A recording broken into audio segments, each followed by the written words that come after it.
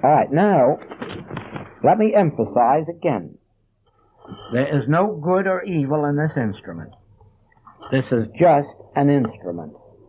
And whatever of good or evil goes through is the good and evil. Did I do something? Well, it wasn't the instrument that did it, it was I. And so you see, there really is no good or evil in the instrument. So you will find that there are people who eat apples and get very healthy from it, and others who get quite ill. There are people who have roses around them all the time, and they love it, and others who get very ill from the presence of roses and goldenrod and oysters.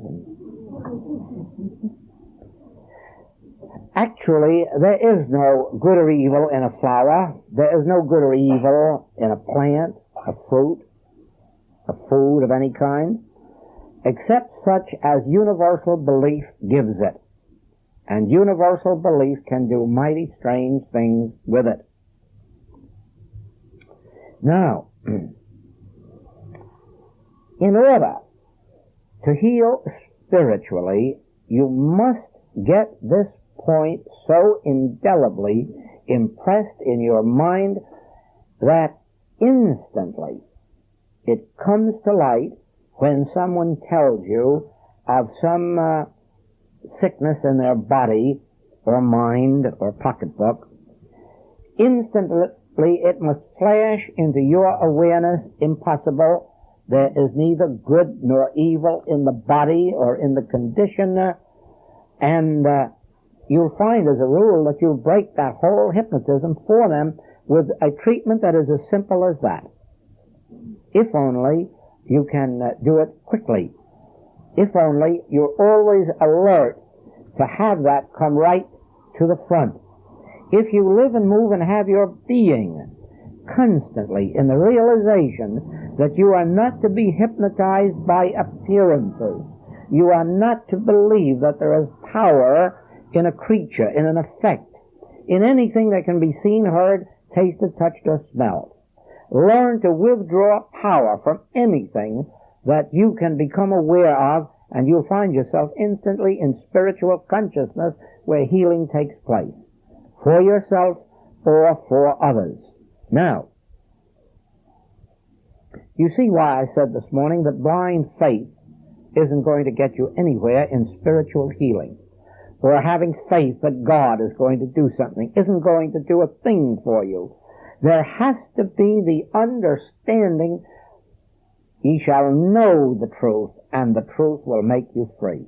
You have got to know consciously this truth, that there is no power in the creature, no power in pilate, no power in the organs and functions of the body, no power in a diseased appearance.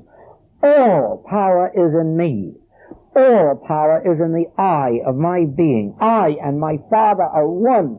And in that me-ness, in that I-ness, is the whole of the good of the Godhead bodily.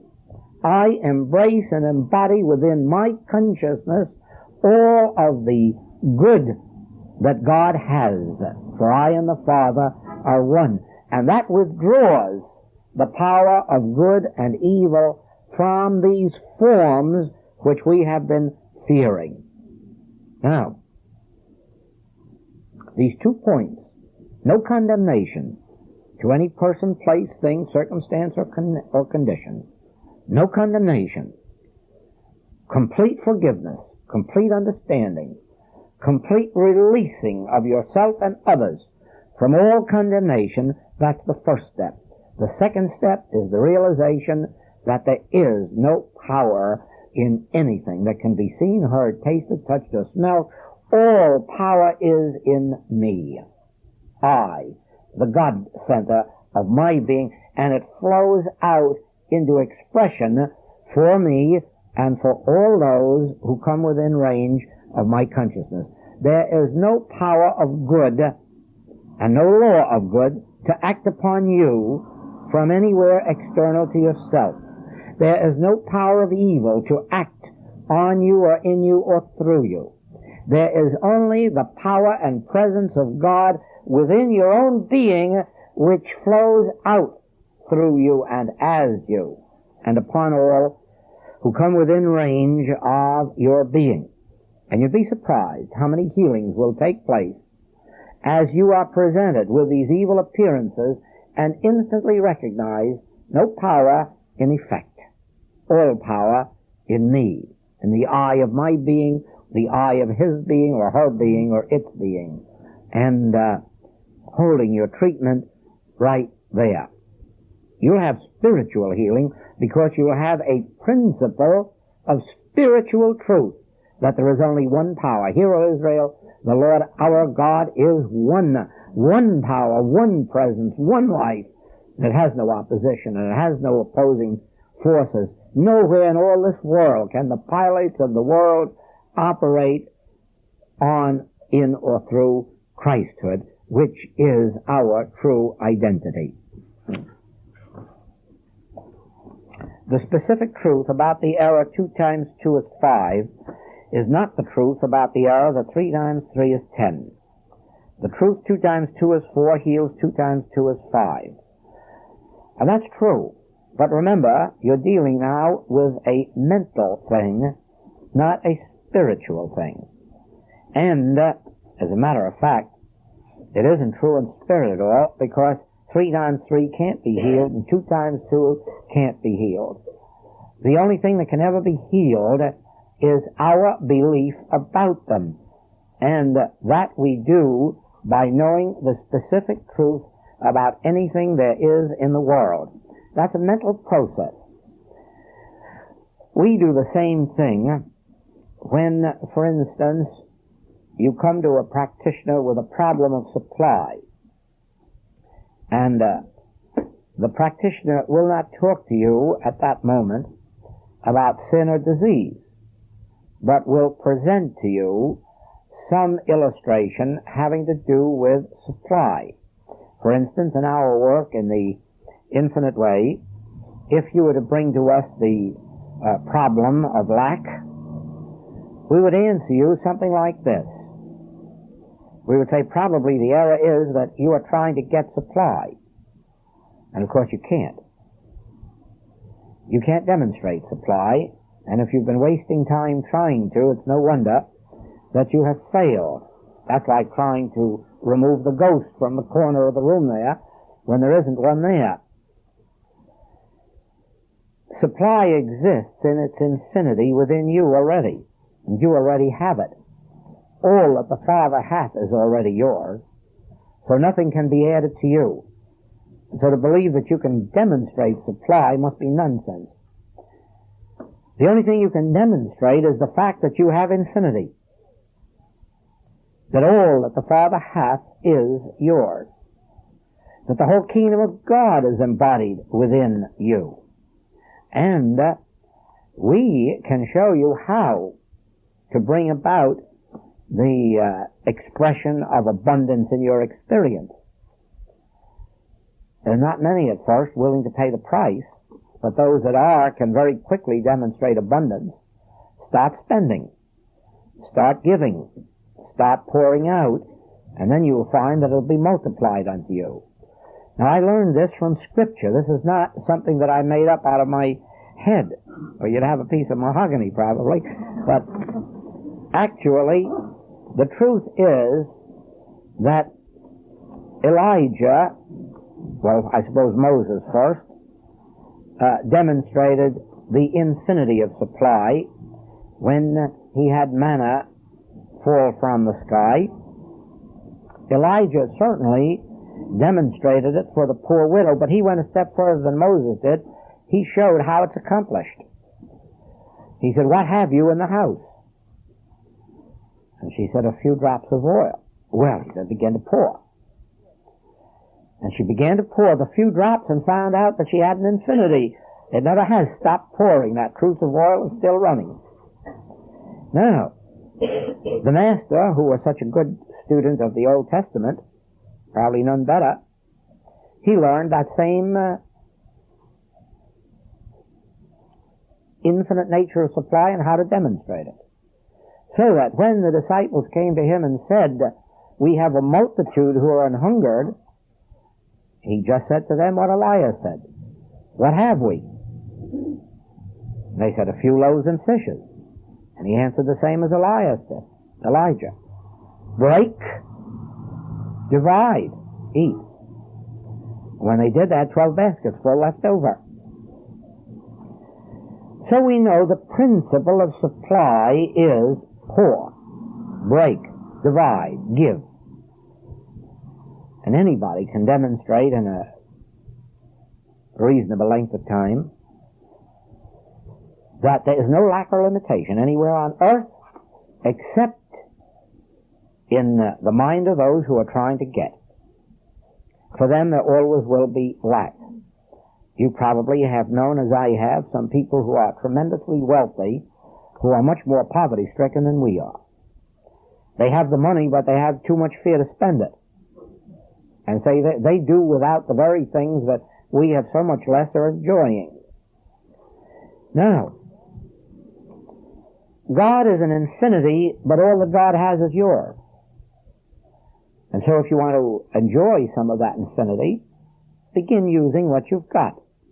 It doesn't mean to be wasteful or extravagant or nonsensical, but it does mean to begin where you are with what you have and begin to let it loose without fear, and watch how, once you do let it loose, once you do begin to pour, the pouring keeps right on. Or once you do begin to break and divide, that the breaking and the dividing keeps right on going until everyone is satisfied and 12 baskets full are left over. Now, I have in this explanation handled specifically the subject of supply, but I have done it not for the purpose of demonstrating it, but for the purpose of teaching the principle. If I merely wanted to demonstrate it for you, I wouldn't have to tell you what the principle is.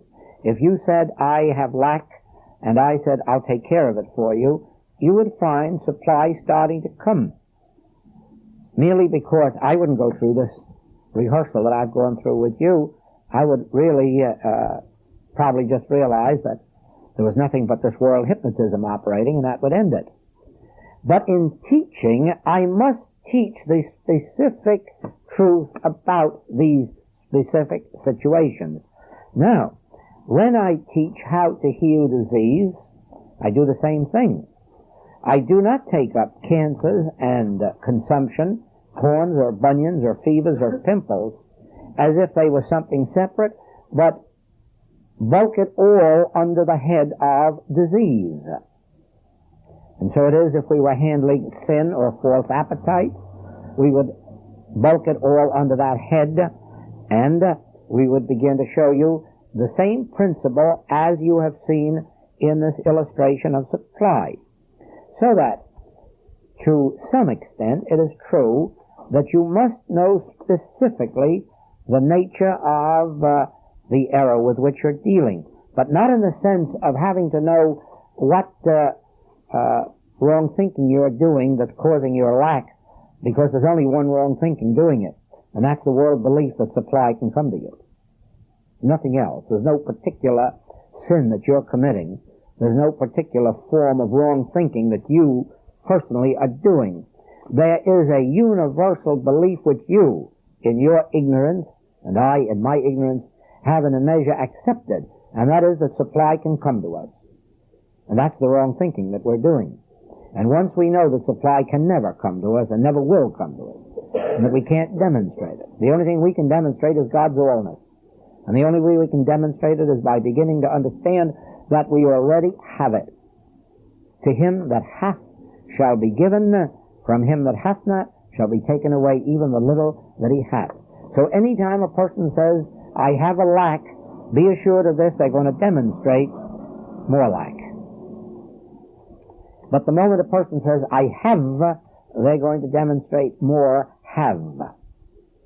So, in a sense then, we will specifically know truth about certain phases of life, but not in this sense of having to go through rheumatism, consumption, cancer, headaches, and all the rest of that, because sooner or later we would find ourselves up against diseases that haven't yet been named. We may have a few of those and not know what to do about them. No. To change the order of your life, begin to understand that you're not dealing with persons, places, things, and conditions. You're dealing with a state of hypnotism, a universal state of hypnotism that is hiding from us God's grace, God's abundance, God's allness, the harmony of God's being as our individual being. And that we can come into the grace of God by withdrawing power from the world of effect. There is no good, there is no evil in any effect. All good is in me. And watch the miracle that takes place in your experience.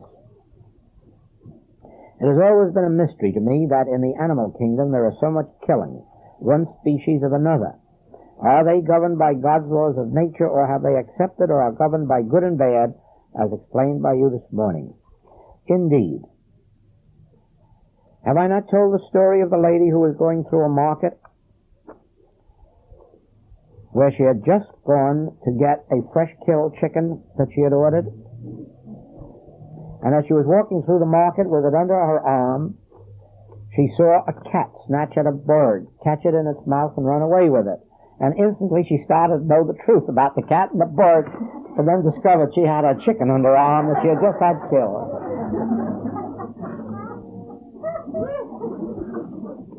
Certainly, the animals aren't any better than we are. We have all brought ourselves and our pets under those same laws of living on or off of one another. And the stronger lives off of the weaker.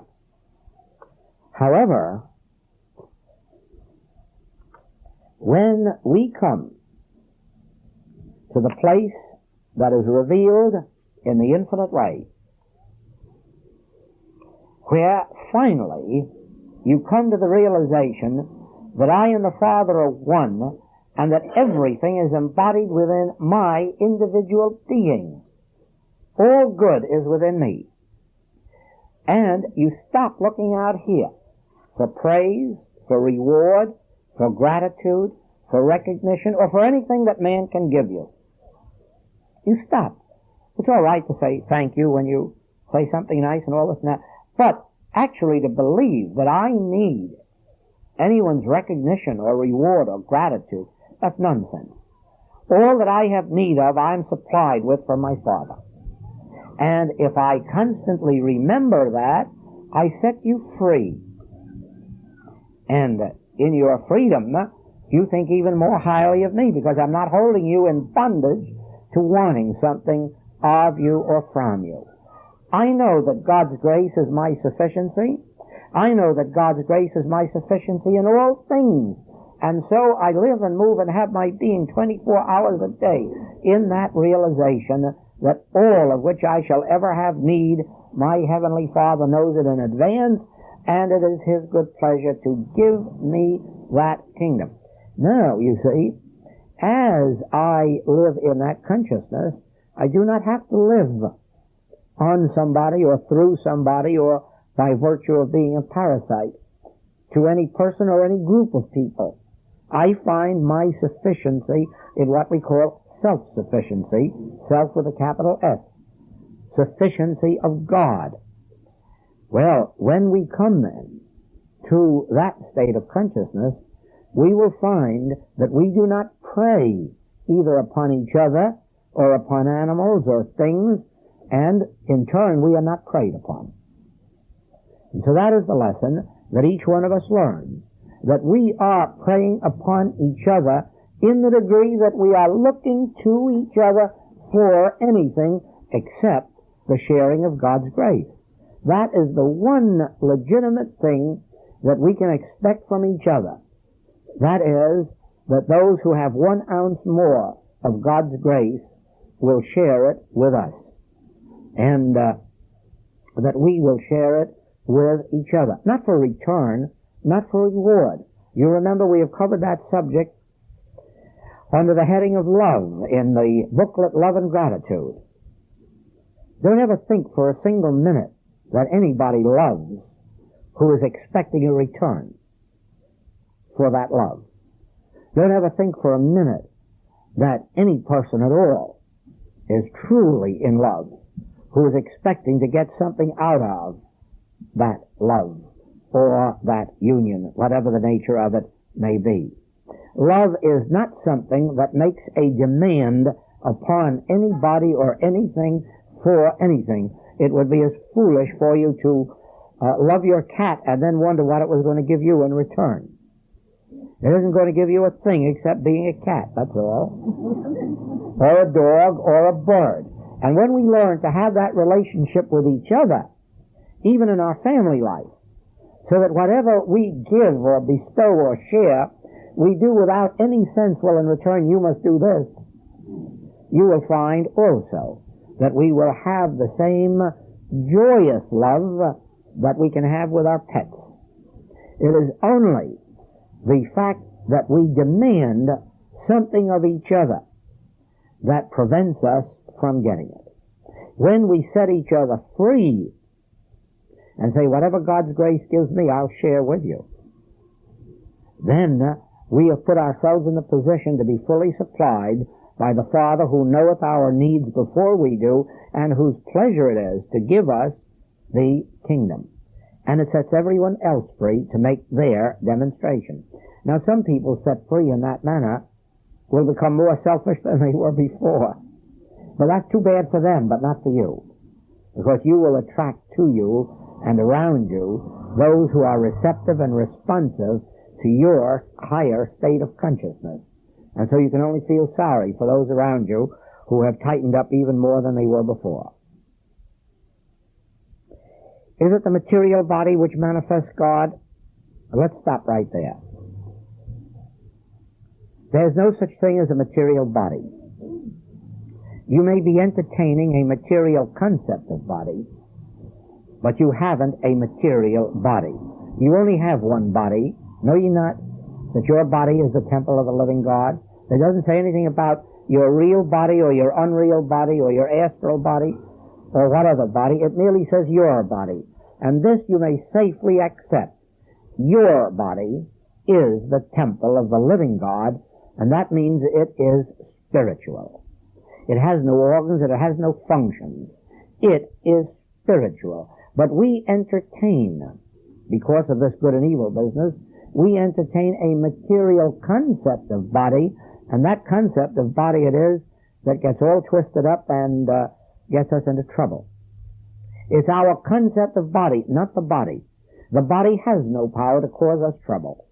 The body has no power to be good or bad or sick or well. It is our concept that does it. Just like it isn't some other person who gets us into trouble. It's our concept, our false concept of them that does that for us.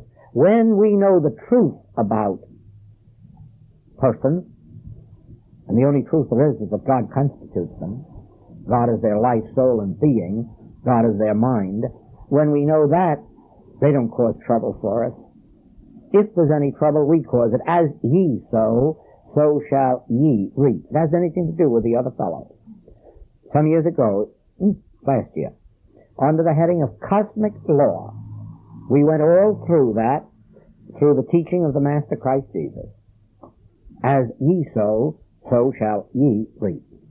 And if ye measure out judgment, in that same measure it will be measured back to you. He showed in every way that he understood cosmic law. And cosmic law is, you're going to be done by as you do by. And there's no fooling about that. Do unto others as ye would have them do unto you is cosmic law. Now, to break cosmic law and to come out from the punishments of cosmic law, you must lift yourself above the goodness of the scribes and the Pharisees. Who were the scribes and the Pharisees? They were the best Jews in the world. They were so good that they wouldn't break a law of the church. They were so good that they wouldn't deviate one hair's breadth from what was set down in the books. That's how good they were. And yet the Master said, you must be better than they. And how can you be better than be humanly perfect? There's only one way. You have heard it said of old, an eye for an eye and a tooth for a tooth. That's being humanly good and just. But I say unto you, resist not evil. Did you notice, was your attention called to something that happened in San Francisco last week? When a man who was sentenced to die under the law was put to death while the governor was trying to give him a stay of execution. And you know what that has done in California? That has awakened people to the sin of demanding a tooth for a tooth and an eye for an eye and a life for a life. They're commencing to see that they're not Christians when they indulge that. They are Jews of the old school. The old school that said an eye for an eye and a tooth for a tooth and a life for a life. They're not Christians. Nobody's a Christian who demands revenge. Nobody's a Christian who demands an eye for an eye or a tooth for a tooth or a life for a life. That belongs to the Judaic school, which I'm sure that even the Hebrews of today would not live by and do not live by. Far less should Christians be living by such a code of law. And it took an incident like that last week to wake them up. Probably you also noticed that Queen Elizabeth of England signed a bill the other night outlawing the death penalty except for a few offenses of such a serious nature that they felt impelled to keep it. That is, when a criminal who has already killed someone keeps on killing. Only in that extreme case, or when a criminal kills an officer of the law. In order to protect the law. You see, in England, officers don't carry guns. The criminal is taught to honor their uniform. And no criminal in England will dishonor a policeman's uniform by using force against him if he's sane. And so it is that to prevent the few who may be mad, they have kept the death penalty, but only for those few. For the rest, they have abolished it. And one of the men who was the head of the movement that did that was Victor Gollancz, one of the great publishers and authors of England, the man who did the book, great compilation, Man and God, one of the great mystical compilations of modern times. He gave years and years of his life to seeing that that was abolished and teaching the people of England that it wasn't Christian to do this. Victor Gollancz himself is a very fine Christian who was a Jew. Now, you see, all these divisions of Jew and Gentile are nonsense today. It isn't a question of Jew or Gentile, it's a question of whether we go by Christian precepts or the ancient Judaic precepts. That's what constitutes our mysticism, not what particular church we were born in or not born in. So then, when you have the concept of a material sense of body, you are opening yourself to all of the sins and the diseases of the body.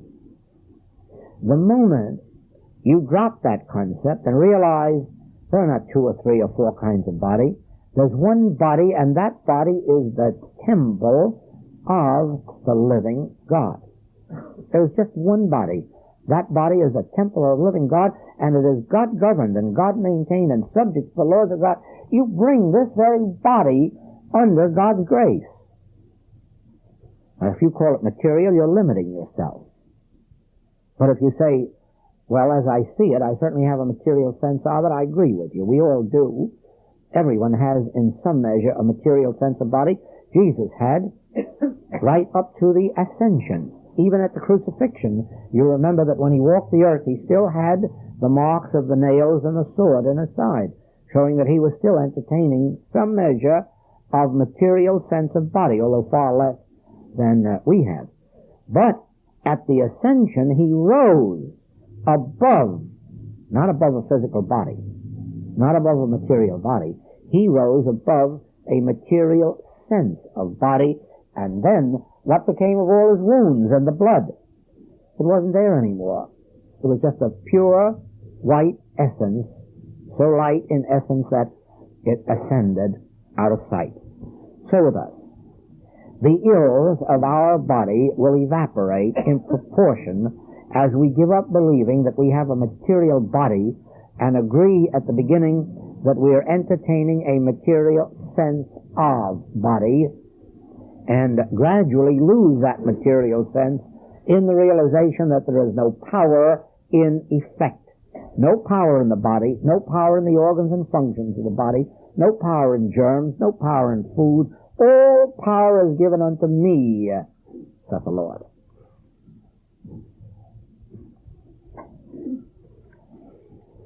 How can we achieve a sense of our divine purpose in life? The first thing that we must do is lose the desire to achieve a sense of our divine purpose. Just as in desiring or wanting to achieve health, the first thing we have to do is stop desiring health. And if we want an abundance of supply, we must stop wanting an abundance of supply. Because the thing that you're wanting, you're never going to get. It's always going to be just 12 inches ahead of you out here, and you will be chasing it. It is when you give up the desire for it that it begins chasing you. Now, it's not my business what my purpose is in life. That's God's business. And when God reveals it to me, I will fulfill it. But so far in my personal experience, God has never revealed more than a day or a week or a month ahead of time what my purpose is or what His purpose is in me. That's why I so seldom know what I'm going to do next after this particular trip is over. That's about as far as God ever tells me His purpose or mine. Make this trip and that's all. Well, what are you going to do when you get home? Well, you know what I said last year. I'm going to stay home for a year or two. Well, of course, I didn't believe that myself, but you wanted an answer. I suppose if I had been searching what I think I would like, that was the answer. I think I would like to have stayed home for a year or two and sort of, perhaps you don't know it, I got 280,000 miles on my passport in the last 3.5 years. I don't know how many times around that world, but I'll tell you this, that it included 5 trips across the American continent down as far as the Caribbean Sea, 5 trips, this is the 5th, to Europe, and 3 completely around the world, which included 2 to China, 2 to India, 2 to North and South Africa, 1 to Australia, 5 around Europe. You know, that's a lot of traveling, so you wouldn't blame me if I'd say that I would like to stay home for a year or two. But one day, the nudge came and here I am. And I can tell you that I'm going from here to New York and then to Europe, where more books are going to be brought out in British editions. And there'll be some more classes in England, Scotland, Holland, Sweden, and a little interview with publishers over there.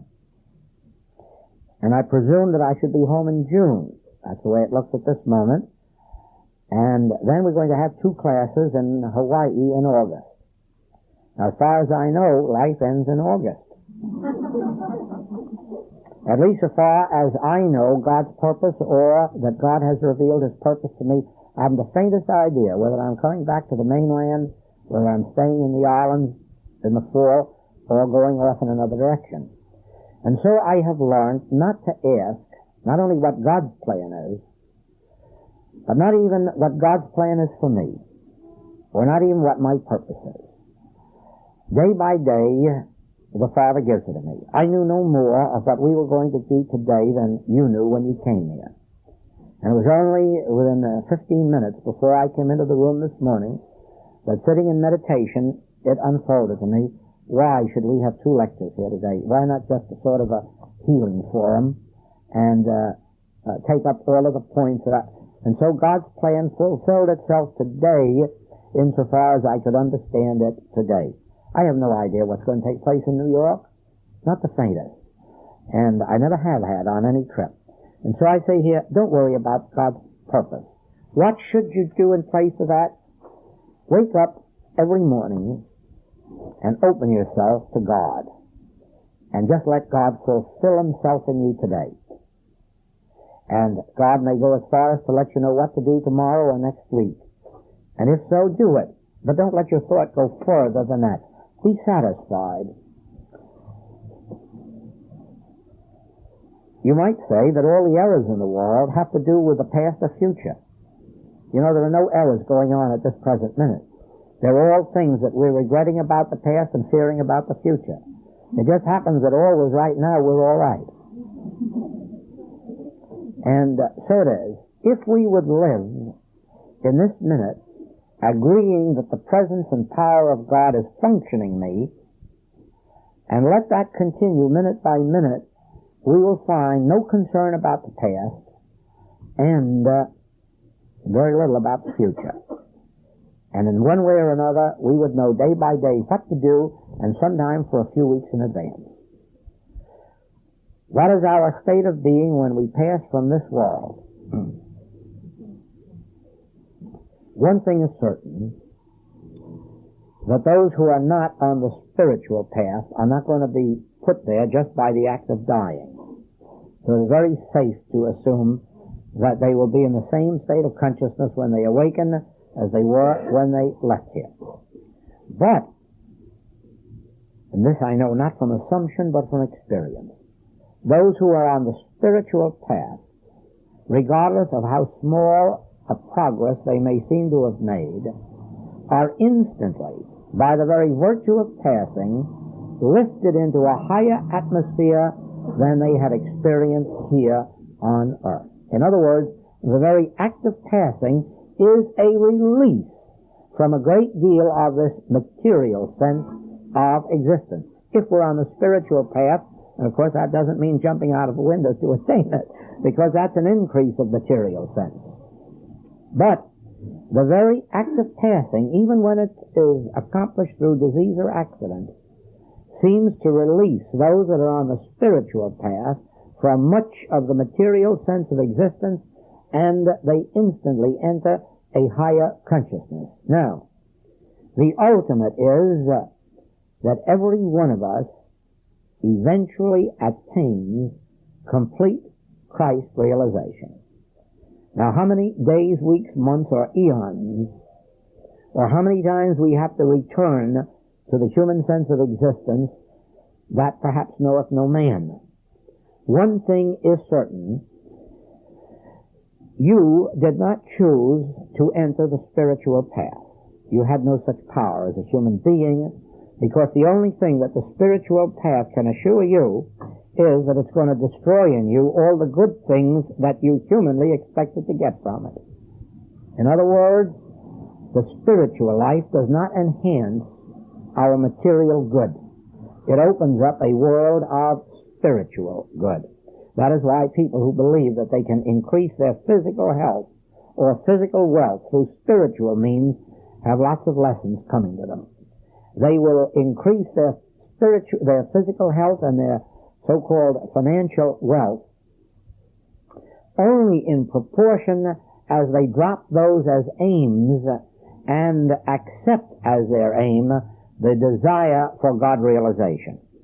In the desire for God realization, it is true that all these things are added unto us. But the goal of spiritual life really isn't just a perfect physical life or a perfect financial life. That's not the goal of spiritual life. The goal of spiritual life is awakening in His image and likeness and realizing our spiritual identity as Christ, as sons of God. That's the goal of spiritual living.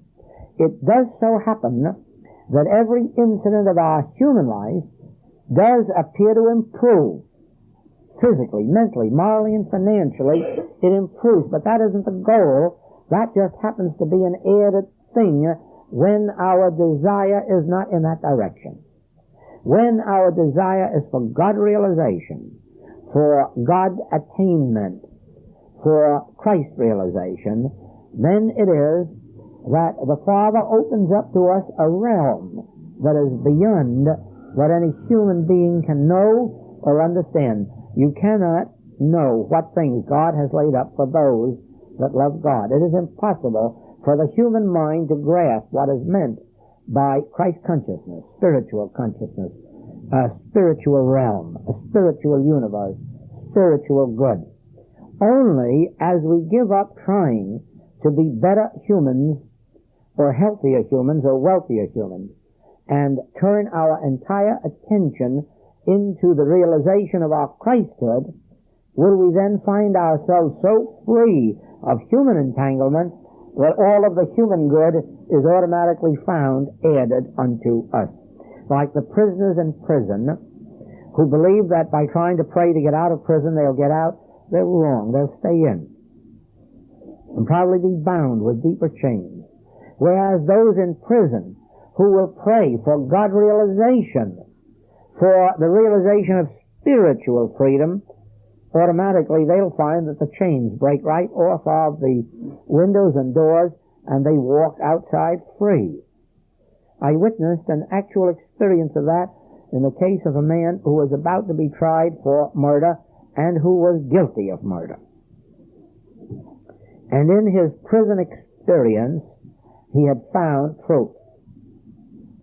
And he had found it to quite a degree.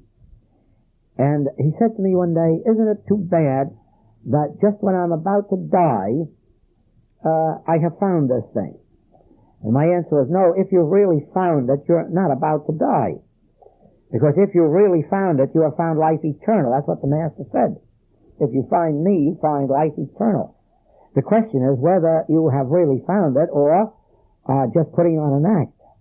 And there's no use putting on an act because I can't get you out of this prison. But you can get yourself out if you have really attained this awareness. Well, it turned out after a little questioning that he really hadn't quite attained what he thought he had. Because I asked him that if he did get out and found himself broke outside, and a man passed by with a $20 bill sticking out of his pocket, what would he do about it? He said, I'd grab it. He said, you know, $20 is very precious when you're broke. I said, yes, I quite realize that. But I don't think you have quite attained. But it was only a few weeks later when he came to me and showed that he'd had a physical healing through his own realization. And he said, I've got it now. You have? He said, well, yes. That fellow can have his $20 bill and I'd like to add 20 to it. He said, any God can get me out of here isn't going to worry about my having $20. Well, that sounds much closer to it. And what actually happened was that as the day of the trial drew near, the district attorney sent for him and said, I can't send you over. I just can't do it. If something's happened to you in this prison, and I've got to see that you get another chance. And he was given another chance. The board let him go free. Let him go free. He never was tried.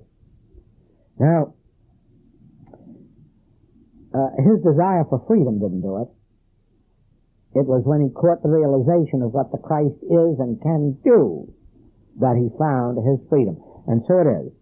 Men of old, our Hebrew friends of old, who were in prison and prayed, weren't praying to get out of prison. They were praying hymns of praise to God. And in their hymns of praise to God, they found their freedom. So with us with our health. We don't get our health or our supply by wanting it, but by releasing ourselves from the fear of lack and the fear of disease and turning wholeheartedly to the realization there's no power in effect, there's neither good nor evil in effect, all good is in God, and I have to attain that awareness of God's presence and God's power, and my life is dedicated to that, and in proportion as I attain it, in that proportion do I find myself free of the limiting sense of human existence. Well,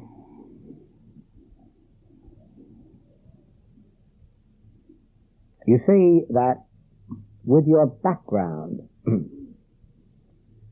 of this spiritual reading and hearing that you have been prepared for what you receive today. There are undoubtedly some here who could not be benefited what they heard here today. I mean, consciously benefited. They may have some indirect benefit, but they could not be benefited in the sense of understanding it or grasping it. And that is because you cannot grasp the things of God through your mind until your mind has been in a measure spiritually prepared for it. The Master brought that to light when he told us of the three types of soil: the rocky soil, the barren soil, and the fertile soil. And of course in the rocky soil nothing is going to grow. And in the barren soil, or vice versa, it might take on and grow a little, but then it will quickly die out. But in the fertile soil, that's where the crop grows. So with us. It is the years that you give to reading a spiritual message, the devotion that you give to the practice of a spiritual message, that fits you to receive the final Word of God itself, the Word that takes root and becomes flesh. It is the years of devotion. It is the years of, you might really say, toil, sweat, blood, tears. It all comes in, it all has its place, because it is a continuous wrenching away from our old material standpoints, the standards, the things that we thought were good demonstration. You know, if we had an abundance of supply, we were demonstrating. If we had an abundance of health, we were demonstrating. And if we had a Cadillac, that was even a better demonstration. But you know now that you may be making your bed in hell, physically, mentally, morally, or financially, and really be on the way to a better demonstration than the person who at this minute is showing forth perfect health and perfect supply. There is a material sense of health and a material sense of supply, which may be abundant today, but which may not last. You see that all around you as you see the vitality of youth, and then watch them 30 years later and see how much of it is missing. It's because there was a physical sense of it, and now there's a physical sense of its absence. Whereas we're told that those who catch the spiritual glimpse will mount up as the eagles. Makes no difference what their age is. They bounce right up into vitality and strength and joy and abundance and all good things through the Spirit. Now, be not concerned with what your demonstration appears to be at any given moment of your life. Don't be concerned with whether you seem to be making a good demonstration or not such a good demonstration as your neighbor is making. That doesn't concern you. Be concerned with what devotion you are turning to the assimilation of a spiritual principle, and the demonstration in its time will take care of itself. I have told some of our students of the incident when I was a first reader in a Christian Science church, and about 5 minutes of 11 in the morning, just before I was going on the platform, I developed it all happened in a couple of minutes, one of these terrible colds that was very evident in the eyes and nose and mouth. And I had to walk on the platform with 2 handkerchiefs up here. And I saw quite a lot of disapproval that a first reader should walk on a platform holding himself this way, giving evidences of so much error, which we're not supposed to have. But for 15 minutes, I stood on that platform reading that lesson and mopping all of the time. But in the 50th minute, it went just as it had come. Out of nowhere, it disappeared, and the handkerchiefs went back in my pocket, and I spoke normally, and I appeared normally. And then you ought to see the rejoicing afterward. Oh, why, you've proven Christian Science. Well, I said, of course. I was just one sick man with a cold up there, and you were about 250 Christian Scientists down here giving me treatment. Don't you think I ought to be well? Don't be ashamed of being sick today or poor today or sinful today if that's what you happen to be. Remember, it isn't your fault. It's the universal belief that brought you wherever you are at this particular moment. But take advantage of these spiritual principles and spiritual teachings and spiritual books and spiritual practitioners and teachers, and let them help you out of it into wherever it is that you dream to be. And in the same way, if you happen to hear by chance that I make a mistake, don't condemn me too harshly, but give me its good treatment. Because I'd like to be lifted above all of those coals, even the deeper ones, just as well as you would. And I appreciate as much as you do every time that you disregard my human appearance and behold the spiritual nature of that which is operating in me. And I do the same for you. I don't hold you in bondage to appearances of any moment. I don't hold you in bondage to your sins or your diseases, your lacks or your limitations, but I'm striving to see through that to the spiritual reality which is your true being. The only time I do get mad at you, and I do get mad sometimes, is when with all the persistence with which I say these things to you, you refuse to accept them and expect me to mold this over to your liking. And that I can't do. And so I know occasionally some of you get a little mad at me, but I can't help it. I'm sticking with my 2 times 2 is 4. Well, there we are, and now we've had it, and I, for one, am very, very happy with today, and I hope I'll leave you in the same spirit.